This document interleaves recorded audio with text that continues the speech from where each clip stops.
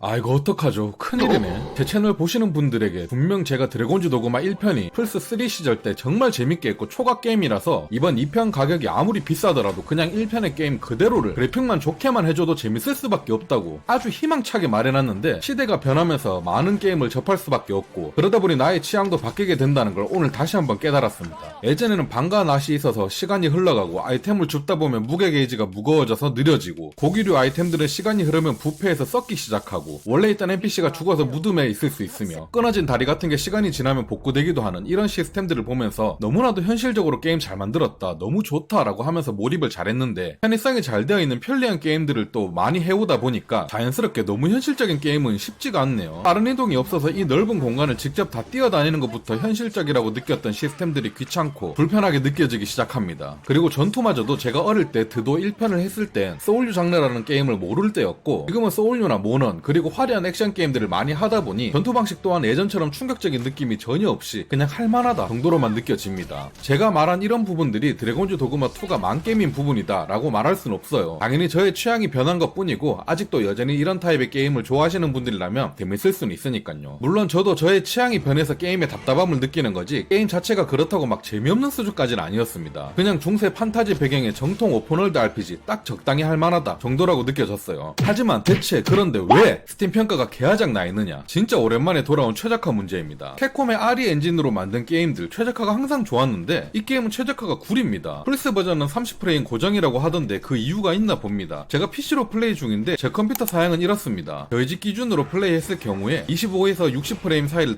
들락달락거렸어요. 필드나 평지에서는 45에서 60프레임 정도 나왔고 큰 마을에 왔을 때는 25에서 35프레임 정도였는데 제가 매번 말하지만 저는 프레임에 조금 둔한 편에 속한다고 생각합니다. 웬만한 게임 30프레임, 40프레임 정도는 조금 티가 나긴 해도 많은데 불편하다고 느끼진 않아요. 그런데 제가 이상하게 느끼는 건지 모르겠지만 같은 30프레임이라도 체감이 전혀 다른 게임들이 있습니다. 어떤 게임은 30프레임인데도 30프레임이 맞나? 전혀 불편함을 못 느끼겠네? 싶은 게임이 있는가 하면 그 반대인 게임도 있는데 이 게임이 바로 그에 속합니다. 필드에서 사냥할 때 솔직히 크게 못 느꼈어요. 아 다른 분들은 좀 민감한가 보다. 나는 그래도 별 문제 없이 할만한데? 라고 생각하며 플레이했는데 조금 큰 마을에 와서 30에서 35프레임 정도 나오니까 게임하기 불가능할 정도로 거슬렸습니다. 마치 작년에 호그와트 레거시의 도시에서 플레이할 때처럼 불편했어요. 제 경험상 이런 건 패치해도 크게 좋아지진 않던데 불안불안합니다. 그리고 아까 말했듯이 아직 초반이라 그런진 모르겠지만 빠른 이동이 없어서 다 뛰어다녀야 되는 게임인데 이 넓은 마을에 렉이 이따구로 심해서 뛰어다닐 수가 없어요. 심각하게 답답함을 느끼게 됩니다. 우차라고 해서 빠른 이동 수단이 있긴 한데 이것도 정해진 곳으로 가야 하고 우차 기다리는 것도 현실적으로 좀 해놔가지고 상당히 불편합니다. 진짜 며칠 전에 했던 파판 리번스가 금마려웠어요. 내가 살다